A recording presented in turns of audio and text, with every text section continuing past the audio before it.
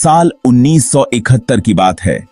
यह वह समय था जब दुनिया तेजी से बदल रही थी और दक्षिण एशिया में एक बड़ा भूचाल आने वाला था। जरा सोचो, एक देश दो हिस्सों में बंटा हुआ है।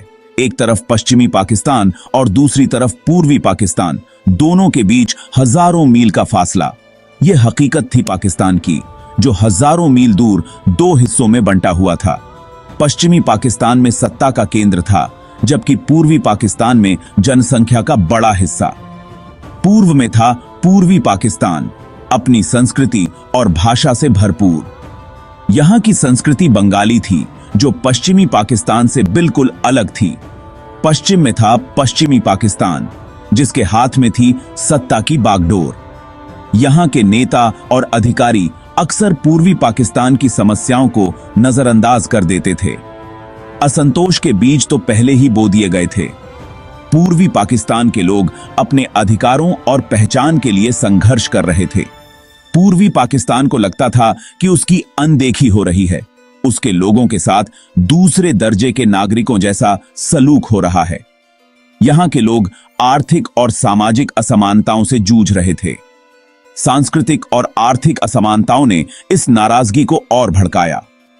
पूर्वी पाकिस्तान के लोग अपने अधिकारों और संसाधनों के लिए आवाज उठा रहे थे। एक महत्वपूर्ण संघर्ष का मंच तैयार हो चुका था।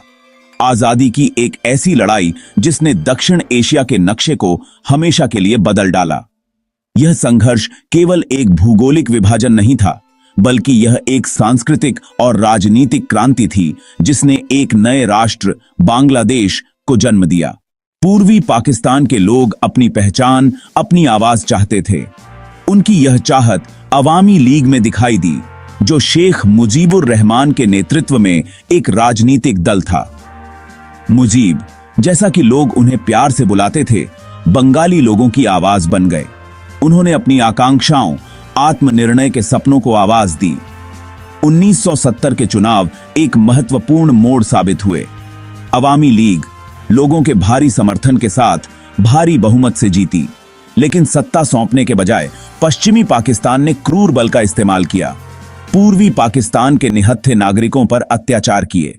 25 मार्च 1971 को पाकिस्तानी सेना ने ऑपरेशन सर्चलाइट शुरू किया, जो बंगाली प्रतिरोध को कुचलने के लिए एक क्रूर अभियान था। इसने एक नरसंहार की शुरुआत की, मानव इतिहास का एक काला अध्याय। बुद्धिजीवियों को निशाना बनाया गया, छात्रों का नरसंहार किया गया और महिलाओं पर अकथनीय अत्याचार किए गए। ढाका की सड़कें निर्दोषों के खून से लाल हो गईं, लेकिन बंगाली लोगों का हौसला नहीं टूटा। उत्पीड़न की राख से एक दृढ़ प्रतिरोध आंदोलन का उदय हुआ। मुक्ति वाहिनी, आम आदमियों और औरतों से बनी एक गुरिल्ला सेना ने अपनी मातृभूमि के लिए हथियार उठाए। अभूतपूर्व पैमाने पर मानवीय संकट का सामना करते हुए भारत ने पूर्वी पाकिस्तान में हिंसा से भाग रहे लाखों शरणार्थियों के लिए अपनी सीमाएं खोल दी। प्रधानमंत्री इंदिरा गांधी ने बंगाली लोगों की दुर्दशा को पहचाना और स्वतंत्रता के उनके संघर्ष के लिए भारत का अटूट समर्थन दिया। भारत ने मुक्ति वाहिनी को प्रशिक्षण और सहायता प्रदान की, यह स्वीकार करते हुए कि स्वतंत्रता के लिए उनका संघर्ष भारत की अपनी सुरक्षा चिंताओं से जुड़ा हुआ है। 3 दिसंबर 1971 को भारत आधिकारिक तौर पर युद्ध में शामिल हो गया, जो संघर्ष में एक महत्वपूर्ण मोड़ था। मुक्ति वाहिनी, हालांकि साजो सामान और संख्या में कम, अद्वितीय साहस और दृढ़ संकल्प के साथ लड़ी। वे इलाके को जानते थे, वे भाषा बोलते थे और सबसे महत्वपूर्ण बात यह थी कि उन्हें स्थानीय आबादी का अटूट समर्थन प्राप्त था। उनकी बहादुरी और बलिदान ने पाकिस्तानी सेना को अंदर से कमजोर करने में महत्वपूर्ण भूमिका निभाई। उनकी कहानियां असाधारण बहादुरी की कहानियां हैं, आम आदमियों और औरतों की जो निडर योद्धाओं में बदल गए। वे किसान, छात्र, शिक्षक और दुकानदार थे जिन्होंने अपनी मातृभूमि की रक्षा के लिए हथियार उठाए। वे बांग्लादेश मुक्ति युद्ध के अनसंग नायक हैं। जमीन, समुद्र और हवा पर लड़ाई, रणनीतिक प्रतिभा और अनसंग नायक। 1921 की तर का युद्ध भारतीय इतिहास में एक महत्वपूर्ण मोड़ था, जिसने न केवल सैन्य शक्ति का प्रदर्शन किया बल्कि रणनीतिक कौशल और साहस की भी मिसाल पेश की।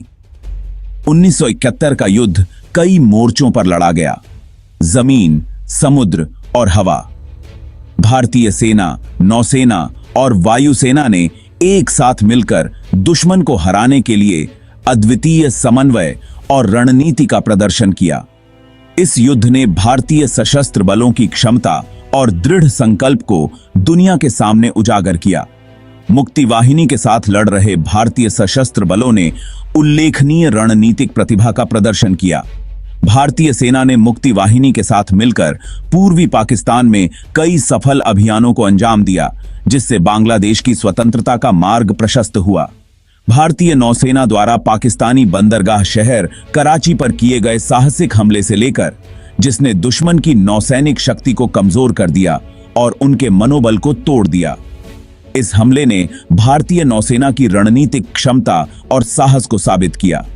पाकिस्तान की सुरक्षा को ध्वस्त करने वाले रणनीतिक हवाई हमलों तक भारतीय वायुसेना ने दुश्मन के ठिकानों पर सटीक और विध्वंसक हमले किए। इन हवाई हमलों ने युद्ध के परिणाम को निर्णायक रूप से प्रभावित किया और भारतीय वायुसेना की श्रेष्ठता को स्थापित किया। युद्ध में वीरता और सैन्य कौशल के कई कार्य देखे गए। भारतीय सैनिकों ने अपने अद्वितीय साहस और समर्पण से युद्ध के मैदान में अद्वितीय मिसालें कायम कीं। उनके बलिदान और वीरता ने युद्ध के परिणाम को निर्णायक रूप से प्रभावित किया। ऐसा ही एक उदाहरण लोंगेवाला की लड़ाई है, जहां भारतीय सैनिकों की एक छोटी टुकड़ी ने बहुत बड़ी पाकिस्तानी सेना को रोक दिया। इस लड़ाई ने भारतीय सेना की सामरिक प्रतिभा और अद्वितीय साहस को उजागर किया। जहां भारतीय सैनिकों की एक छोटी टुकड़ी ने बहुत बड़ी पाकिस्तानी सेना को रोक दिया, असाधारण साहस और सामरिक प्रतिभा का प्रदर्शन किया। लोंगेवाला की लड़ाई ने भारतीय सेना की दृढ़ता और सामरिक कौशल को साबित किया, असाधारण साहस और सामरिक प्रतिभा का प्रदर्शन किया। इस लड़ाई में भारतीय सैनिकों ने अपने सीमित संसाधनों के बावजूद दुश्मन को पराजित किया और अपनी वीरता का परिचय दिया। वीरता की ये कहानियां, जो अक्सर अनकही रह जाती हैं, एक उचित उद्देश्य के लिए लड़ने वाले बहादुर सैनिकों द्वारा किए गए बलिदानों पर प्रकाश डालती हैं।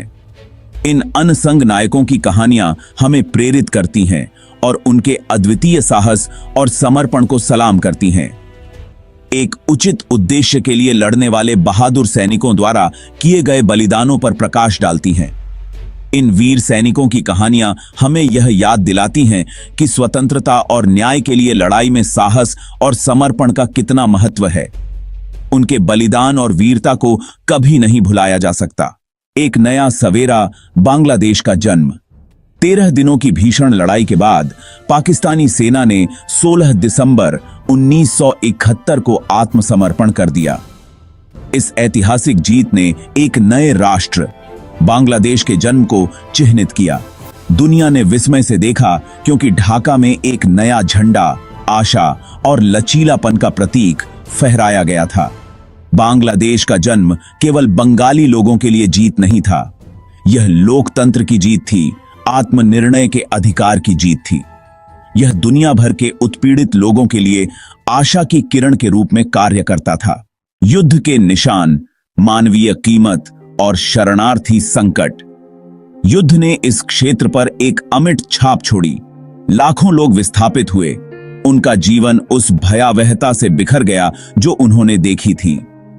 शरणार्थी संकट आधुनिक इतिहास में सबसे बड़े संकटों में से एक ने मानवीय करुणा की सीमाओं का परीक्षण किया।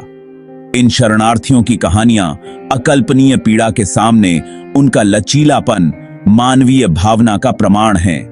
युद्ध ने पीड़ा और क्षति की विरासत भी पीछे छोड़ दी, जो संघर्ष की मानवीय कीमत की याद दिलाती है। 1971 की विरासत, उपमहाद्वीप के भाग्य को आकार देना। यह अध्याय हमें उस समय में ले जाता है जब भारतीय उपमहाद्वीप का भविष्य एक निर्णायक मोड़ पर था। 1971 का युद्ध भारतीय उपमहाद्वीप के इतिहास में एक महत्वपूर्ण क्षण था। यह संघर्ष केवल दो देशों के बीच की लड़ाई नहीं थी, बल्कि यह पूरे क्षेत्र के लिए एक निर्णायक मोड़ था।